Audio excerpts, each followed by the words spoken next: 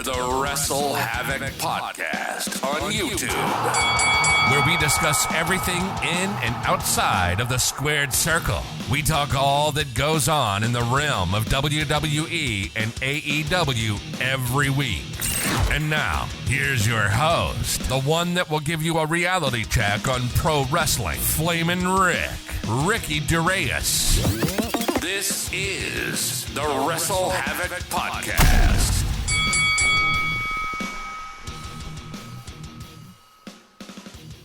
What's up, everybody? It is Flamin' Ricky DeReyes, right here on episode 7 of the WrestleHavoc Podcast, in which we discuss everything in and outside of the squared circle. We got a lot of things to talk about right here on episode 7 of the podcast. Of course, our main topic is CM Punk set to return to AEW. The Usos, will they show up at the Elimination Chamber pay-per-view this coming Saturday? Of course, we are going to be running down the Elimination Chamber show. We're going to be giving our predictions this coming Friday, so be on the lookout for that.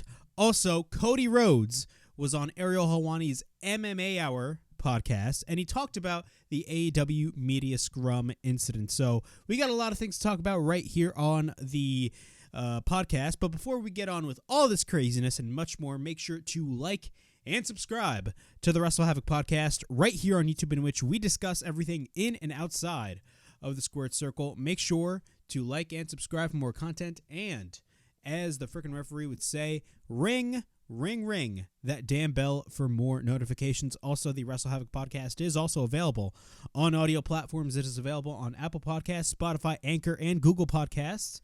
So if you guys want to listen to the WrestleHavoc Podcast in audio format, it is available on all of those platforms. Of course, we had the Super Bowl last night. Of course, the Chiefs defeated the Eagles, and I believe it was 38-35.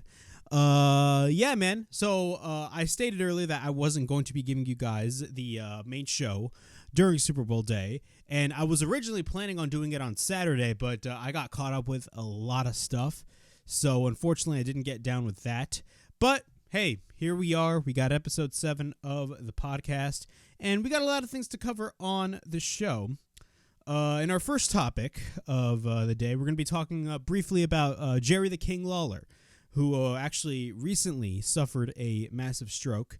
But we have good news. The King is returning home, and he's going to rehab, which is absolutely great. The King is on his road to recovery, which is great after that massive stroke. I'm reading this from TMZ. Jerry, the King Lawler, continues to make positive strides on his road to recovery. The WWE legend is no longer in intensive care after suffering a massive stroke this week. A representative for Lawler provided an update on the 73-year-old's condition Thursday, saying Jerry is out of the ICU and will return to his Florida home for outpatient rehab. Lawler's doctors are hopeful that the Hall of Famer will make a full recovery with proper rehabilitation, which is great news for fans concerned with his health. As reported Wednesday, Lawler, who had a near-death experience during Monday Night Raw in 2012, gave a thumbs up from his hospital room, signaling to fans that he was in good spirits. Jimmy Hart also visited the legendary commentator while he was in the hospital, and the two took a picture together while they bonded over wrestling history. So Jerry the King Lawler suffered a stroke last week. Hopefully, our best wishes go out to Jerry the King Lawler. You know, it sucks when somebody, suffers through that type of stuff, but hopefully Jerry the King Lawler is definitely on the positive strides and is on the road to recovery. So best wishes to you, King. I hope you make a full recovery. All right. We're going to be shifting gears now to AEW. We're going to be talking about Tony Khan. Tony Khan was in the news, and he expects a very lucrative deal for AEW's next media rights deals. This is very important. Of course, AEW has a current contract with Warner Brothers Discovery to air both Dynamite and Rampage on both TNT and TBS. And, of course, their contract currently runs through 2023 with, I believe, a one-year option for 2024. But I believe this year they're going to be starting the negotiation process as well as WWE with either with only NBC Universal or with both NBC Universal and Fox. But I'm reading this from F4W Online. Tony Khan believes AEW will receive more in media rights fees going forward. The promotion's current agreement with Warner Bros. Discovery runs through 2023, and Khan is expecting big increases for future deals. The AEW president spoke with Uproxx for an article published Wednesday and described his expectations for future AEW media rights deals. In a quote by Tony Khan, he stated, and I quote, "I expect a big increases in the rights for AEW programs, and we're on a good pace to make a very lucrative deal for the AEW media rights going forward," Khan said. AEW Dynamite premiered on October 2nd, 2019 on TNT, and the company announced an extension with Warner Media just 3 months later. Khan also addressed the possibility of an AEW streaming service similar to Honor Club or the WWE Network. Khan stated, in a quote, he stated, "We've done 174 episodes of Dynamite, 80 episodes of Rampage. Our 17th pay-per-view event will be on March 5th in Revolution. So we've done hundreds and hundreds. We've done so many hundreds of pay-per-view content in our library," Khan says. "I've also purchased Ring of Honor last year, which is a great promotion with over 20 years of history, thousands of hours of video in their library. So overall, AEW has access to so many great wrestling events, including some events that were widely considered to be some of the best wrestling events of all time. There's a lot of interest in this library as well as into the new weekly content we continue to produce each week, and I do think there's a lot of demand for the library, and it makes a lot of sense for us to try to make that AEW library available to fans all over the world on demand." A recent Bloomberg article also stated that AEW was considering starting his own streaming service. However, our own Dave Meltzer on Wrestling Observer Radio that an AEW streaming deal is not, quote-unquote, on the horizon right now. It's well expected that Tony Khan, of course, would want a very lucrative deal for AEW's next media rights.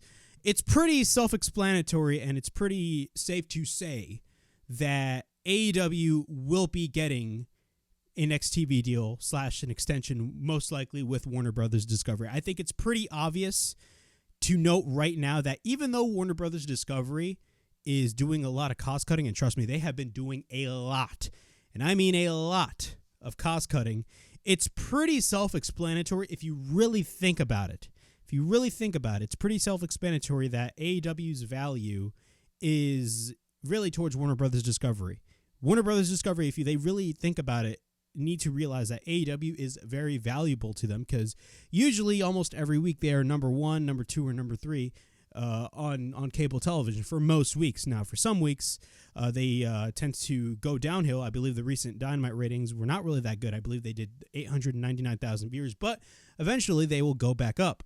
But if we really think about it, if you look at the Power Slap ratings that have been airing on TBS and you compare those to the Rampage numbers, granted, Rampage recently did a really bad rating. I believe they did roughly around 300,000 viewers this past Friday, which is not good.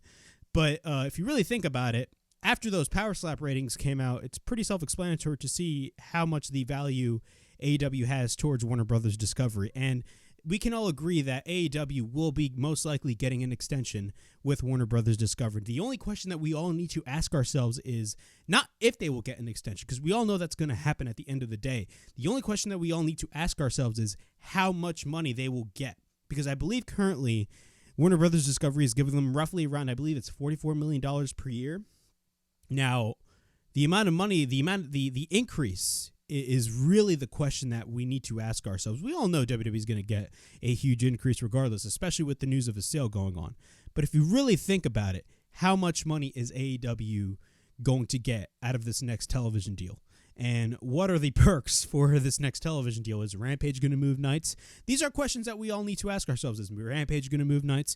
Is Ring of Honor finally going to go from Honor Club to actual cable television? Because let's be honest, Ring of Honor right now is not on cable television. It's on Honor Club, and you have to pay $10 a month. So we have to really ask ourselves this type of question. The amount of money, how much money is AEW going to be getting out of this TV deal? Because we all know they're going to be getting that extension regardless. So I don't think we need to worry about AEW in the for its future. They're definitely getting a television extension, in my opinion.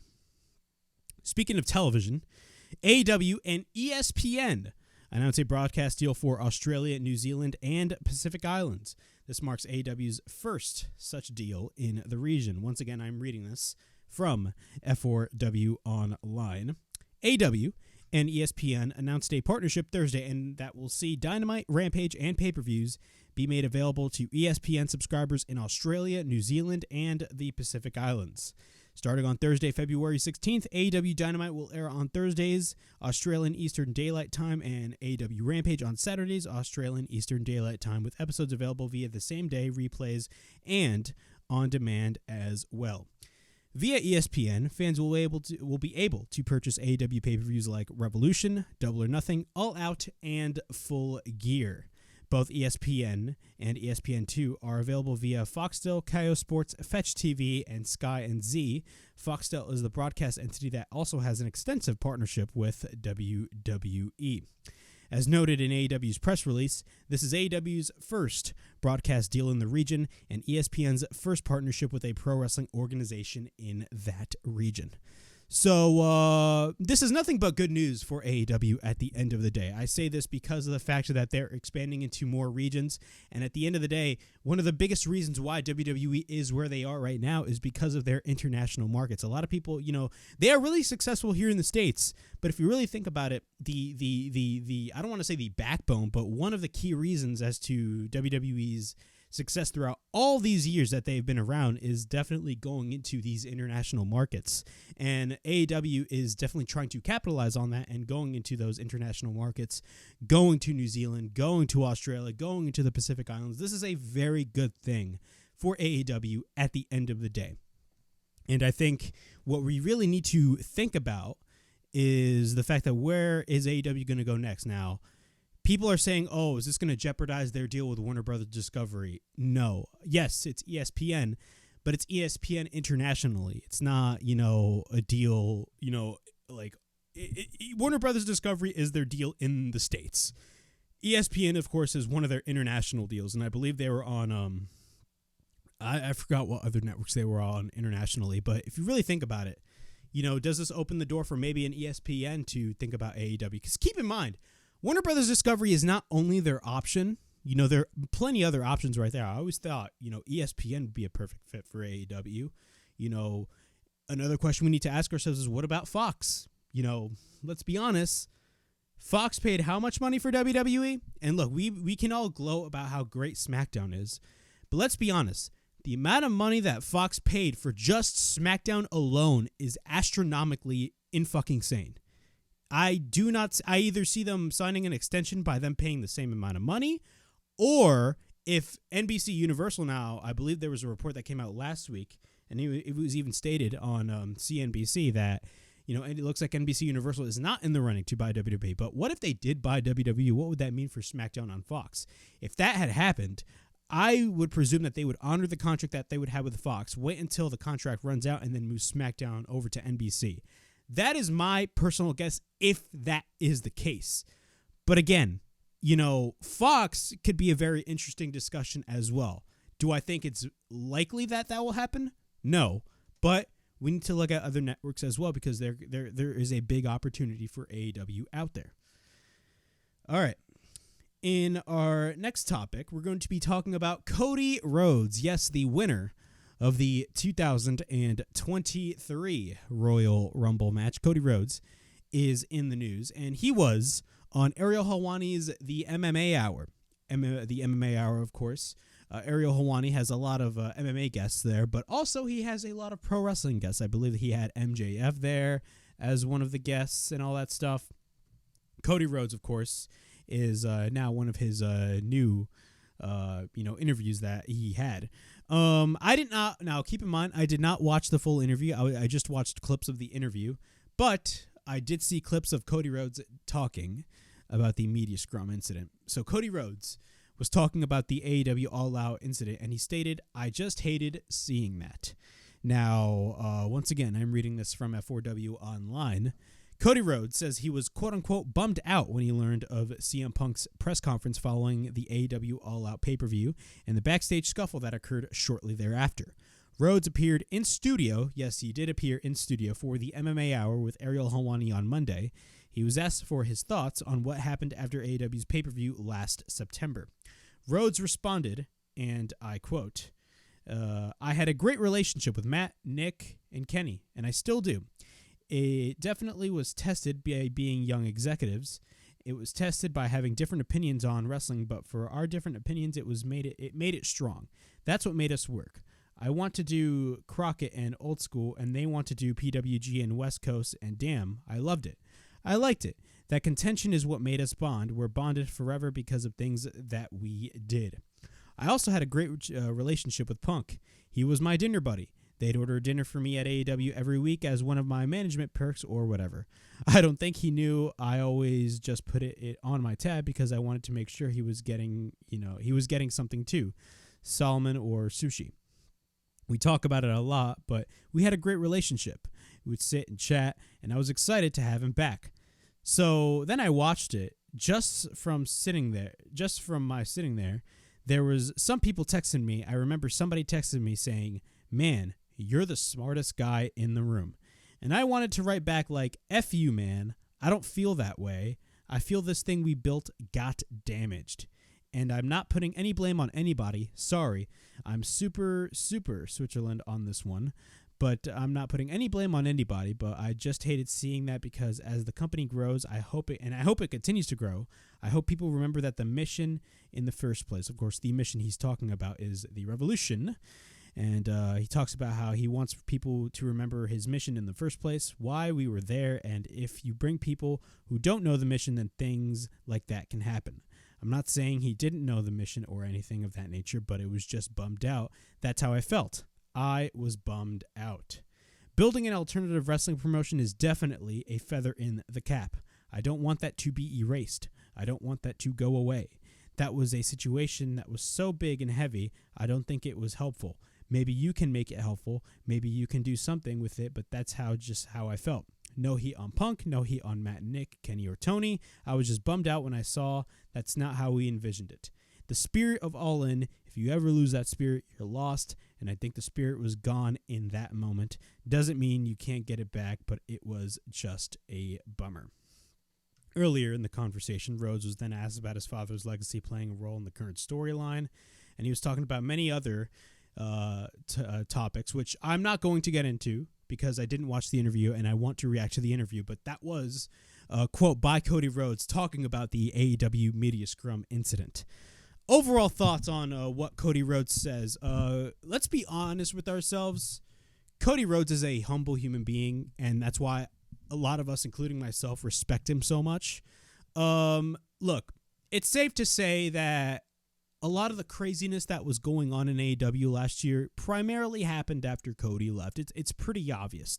It's like it's very weird how everything transpired so quickly. And this is not me talking shit about AEW. You guys know me. I'm AEW through and through. I have a fucking banner in the background. But when I'm brutally honest, I'm brutally honest.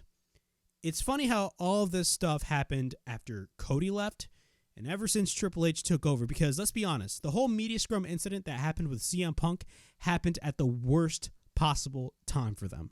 I'm not saying that, AEW is like going to go downhill. No, I genuinely believe that they fully recovered from the situation and moved on from the situation. But if you think about it, the whole Media Scrum incident happened at the worst possible time when WWE was starting to gain momentum and all that crazy shit was going on. Do I think that the spirit of AEW was lost in that moment? I'm going to have to say yes, because if you really think about it, AEW, when it first started, was a completely different product than it is now.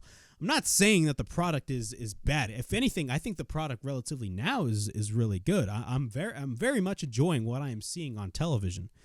But I think the biggest problem that AEW suffered was that with the whole Media Scrum incident, a lot of people tend to say their business, and if you really think about it, it kind of did affect their business because their ticket sales during the fall going into the winter were not good. I don't care how many people deny it. They were not good.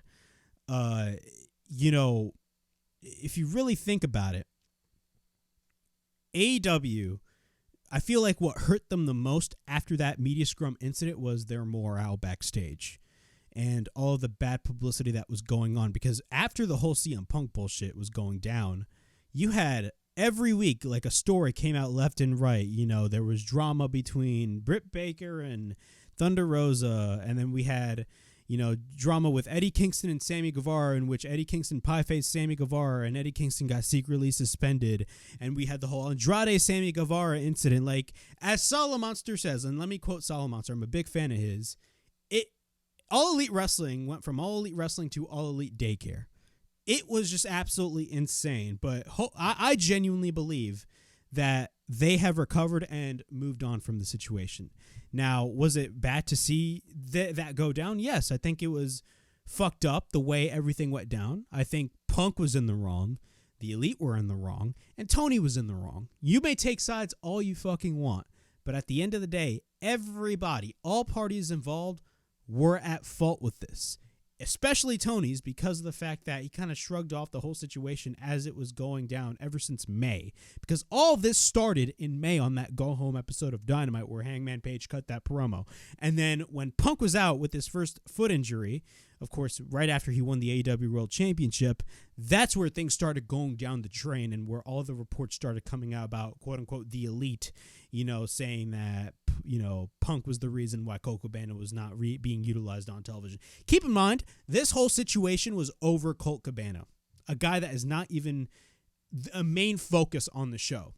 That's how fucking stupid this whole situation was. And at the end of the day, everybody is at fault. Everybody is at fault at the end of the day. That's all I'm going to say. Speaking on CM Punk, we got a somewhat of an update on when CM Punk will be, quote-unquote, available to return. I'm reading this from Wrestle Talk, by the way. An update has emerged as to when CM Punk will be available to return to AEW after having been absent since September of 2022.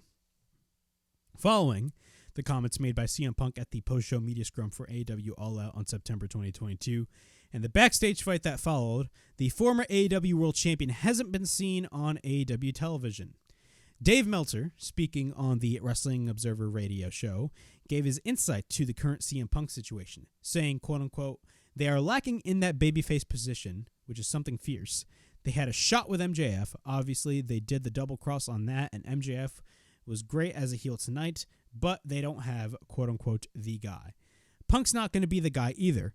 I know some people might say, well, Punk's coming back. Punk may come back. He will be available to come back if they want to use him in a couple of months. It's not like it's so far in the future. And, of course, if they were to bring CM Punk back, that opens up a lot of other issues that we can talk about another day, end quote. CM Punk was recently described as a quote-unquote cancer and a quote-unquote jerk by WWE's Seth Rollins, which got a positive reaction from AEW's Matt Hardy.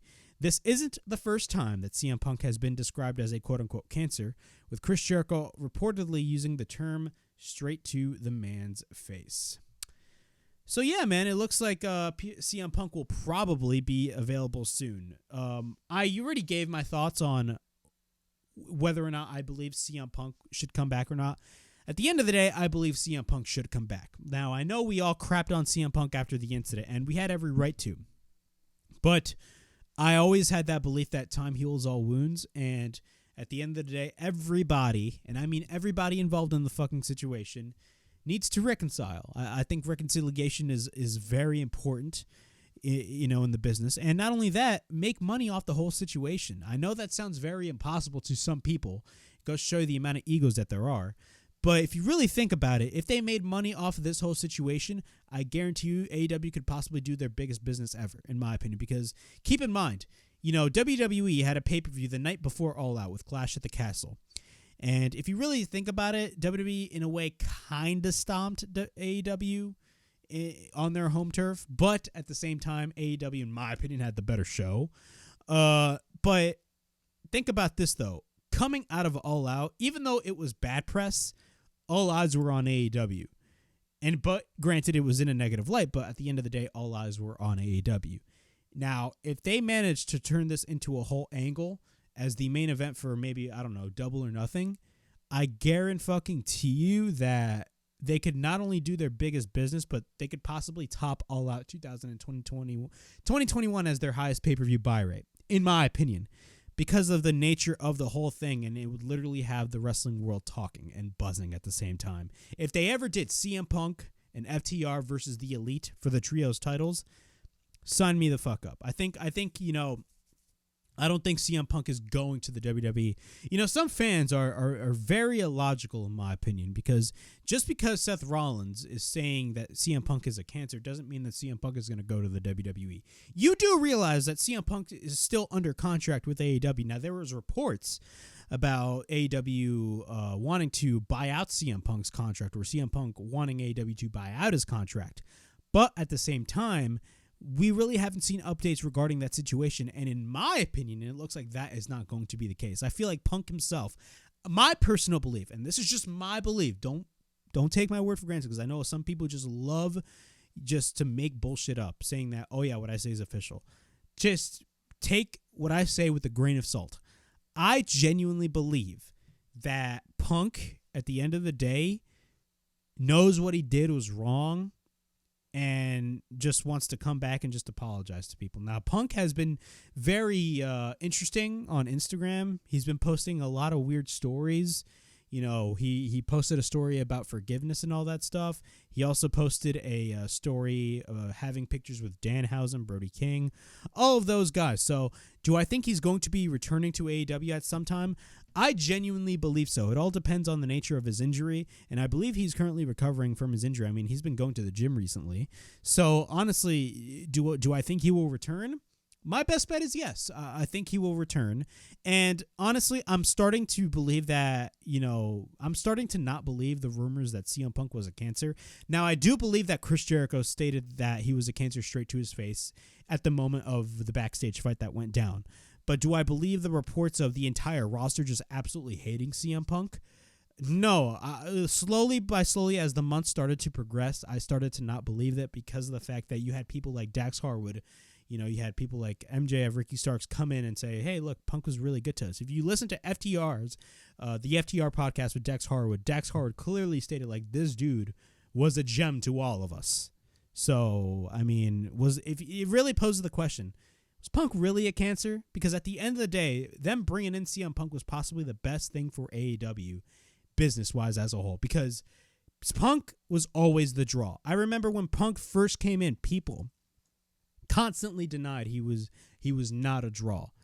When he first came to AEW, people were denying that, he wasn't a draw at all. Like, people were saying, oh, CM Punk is not a draw at all. But right after the media scrum incident happened, and, Punk was not, in AEW, even up till now, people are like, ha ha ha, they lost their biggest draw. So it goes to show you that you fans are fucking hypocrites and do not know what the fuck you're talking about. The same people that are saying that type of hypocrisy are the same people that don't even know what a draw in wrestling is, period. But yeah, those are my thoughts on CM Punk.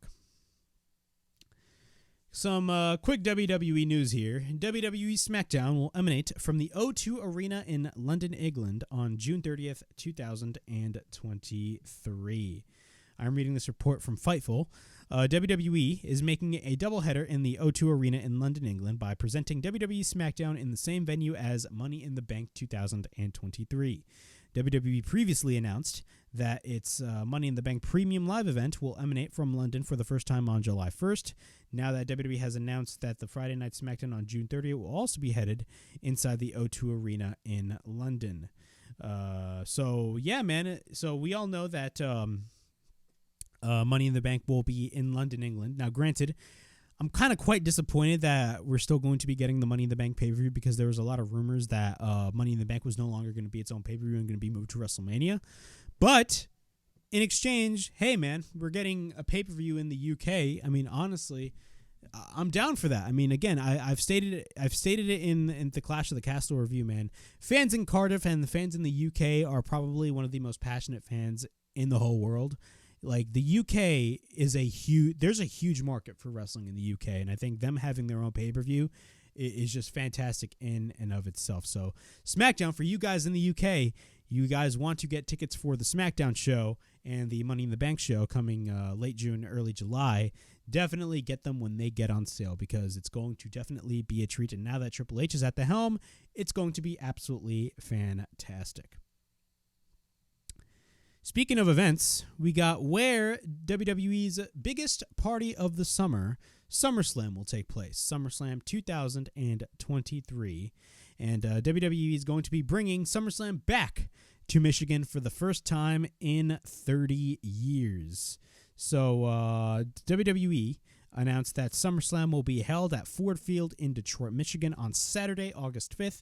And this will be the first time that a WWE event at Ford Field since WrestleMania 23 in 2007, and the first SummerSlam anywhere to take place in Michigan since 1993. In a quote by Dan Ventrell, the EVP of Talent at WWE, he states, and I quote, "We are excited for Ford Field to host WWE's biggest event of the summer and look forward to the WWE Universe converging on Detroit to celebrate WWE's SummerSlam's long-awaited return to Michigan," said Dan Ventrell, EVP of Talent at WWE. SummerSlam is far enough away that it's impossible to guess what matches we can expect. At least one championship bout for sure, but between who? Will Roman Reigns still be undisputed champion at this point? No matter who holds the title in August, it's sure to be one fantastic match. Most fans will still fondly remember last year's main events when Reigns defeated Brock Lesnar with the help from the Usos, and Reigns pulled out the victory not long before Lesnar lifted the whole ring with the whole tractor, blah, blah, blah. But, yeah, I read that from the Peacock blog, by the way. But, yeah, man, WWE is bringing back SummerSlam to Michigan for the first time in 30 years, and they're headed to Ford Field. WWE, man, has been on a roll with these stadium shows, and it looks like they have no signs of slowing down at all. I feel like this is a great move on their part. I feel like if there are two shows that definitely need that stadium-like feel to it, of course we got WrestleMania. But if you really think about it, SummerSlam definitely deserves to be in that category. Of course, last year, SummerSlam was at Nissan Stadium, and it was a very good show, in my opinion. But this year, you know, it's going to be very interesting to see what happens, especially for SummerSlam to be in Ford Field. Of course, that was the home of WrestleMania 23, and I thought WrestleMania 23 was one of the best WrestleManias, in my opinion. You know, there were some duds there, but of course, we had that banger-ass match between The Undertaker and Batista. We had we had Shawn Michaels versus John Cena. We had that crazy-ass moment where Jeff Hardy did that, basically took out Edge on the outside during that Money in the Bank ladder match. It was a great WrestleMania overall.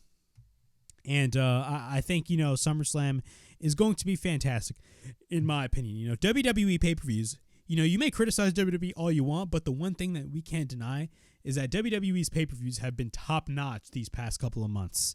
Let's be honest. Ever since Triple H took over, man, WWE has been going fantastic. Like, they have been creatively doing fantastically well regarding those pay-per-views. And the Royal Rumble, granted, there were some duds in the Royal Rumble, and there were some issues creatively regarding the Royal Rumble, but let's be honest, everybody will only remember the Royal Rumble from this year because of that ending. So SummerSlam will be headed to Ford Field in Detroit, Michigan. So, yeah, let me pull this up right here. But, yeah, we're going to be talking about the Elimination Chamber briefly. And we are going to be talking about the Usos. The Usos play an integral part, of course, in the story of Sami Zayn and the Bloodline. Of course, Sami Zayn will be facing Roman Reigns for the undisputed title this Saturday at the Elimination Chamber in his hometown of Montreal, which is going to be absolutely epic, in my opinion. Roman Reigns is going to be entering a hostile situation. But are the Usos going to be at the Elimination Chamber? I'm reading this from Sportskeeda. I'm not really the biggest Sportskeeda fan, and I don't think they are the original sources. But, of course, the original source is WrestlingNews.co, but I'm reading this whole article from Sportskeeda. The Usos will be unlikely to fly to Canada for the Elimination Chamber, reports say. According to a report from WrestlingNews.co, due to the DUI history of the Usos, specifically Jimmy, both of them are quite unlikely to appear in Montreal, Canada for a premium live event. This is because Canada typically takes DUI cases much more seriously than most countries, and perhaps the brothers might not be allowed to travel there. So on February 18th, Roman Reigns could only appear with Solo Sikoa by his side for backup alongside with his High Council, Paul Heyman, as he'll take on Sami Zayn at the Elimination Chamber 2023 pay-per-view. What are my thoughts on this? I don't know what to think. at the end of the day, I think if one, if both of the Usos can't show up, that's a problem. But like, for example, I believe Jimmy is the one that has the majority of the DUI arrests. But also, if you think about it, I believe they did write Jimmy off of television at the end of SmackDown last week. But one thing that we need to take note is, like, if both Jimmy and Jay, or Jay himself, is not at the show, that's going to be a major problem for Roman Reigns and Sami Zayn, because of the fact that the story is so embedded with Sami Zayn and Jey Uso right now that you just have to have Jey Uso involved, because people think that, Sami and Roman should be at WrestleMania. But there's a reason why this match is happening at the Elimination Chamber. The reason why this match is happening at the Elimination Chamber is because of the fact that they are trying to set up Kevin Owens and Sami Zayn versus the Usos at WrestleMania. That is the only reason why, and I feel like Jey is going to get involved in the match if he shows up and fucks Sami over, and that's where your story goes to. Because if they do that, all of the heat that Roman got at the Royal Rumble, that is all going to be shifted towards Jey Uso at the end of the day, and that's what WWE needs to do right now. But if both Usos, or at least Jey, is not there, that is going to be a major problem for the main event at the end of the day, because, again, Jey Uso plays a huge, huge role in this storyline. And finally, we are going to run down very quickly the Elimination Chamber pay-per-view. In our first match of the evening, keep in mind, I will be giving you guys my predictions for the Elimination Chamber this coming Friday, because the WrestleHavoc Podcast, episode 8 of the podcast, will be uploaded on a Friday, not on a Sunday, because of the fact that we have the Elimination Chamber pay-per-view on Saturday. So be on the lookout for that this coming Friday. We got Edge and Beth Phoenix versus Finn Balor and Rhea Ripley. We have the women's number one contendership for the Raw Women's title women's Elimination Chamber match. So we have Carmella versus Nikki Cross versus Raquel Rodriguez versus Asuka versus Liv Morgan versus Natalya.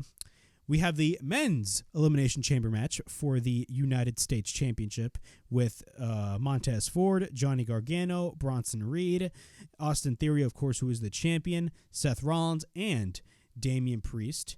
And we also have Roman Reigns versus Sami Zayn for the Undisputed title. No word yet if Brock Lesnar and Bobby Lashley is going to be official, but as what we're going to be seeing tonight on Raw, most likely that will be the case. But yeah, that was a quick rundown of the match card for the Elimination Chamber. I think it's going to be an absolutely barn burner of the show. But remember, the predictions for the Elimination Chamber will be this coming Friday on episode 8 of the WrestleHavoc Podcast. So be on the lookout for that episode in the near future. But yeah, that was all I have for episode 7 of the WrestleHavoc Podcast. Please like, subscribe, comment down below, push that bell for notifications, and be on the lookout for more videos right here on the WrestleHavoc Podcast, right here on YouTube, in which we discuss everything in and outside of the squared circle. Make sure to like and subscribe for more content, and as the freaking referee would say, ring, ring, ring that damn bell for more notifications. And as always, it is Flamin' Rick signing out.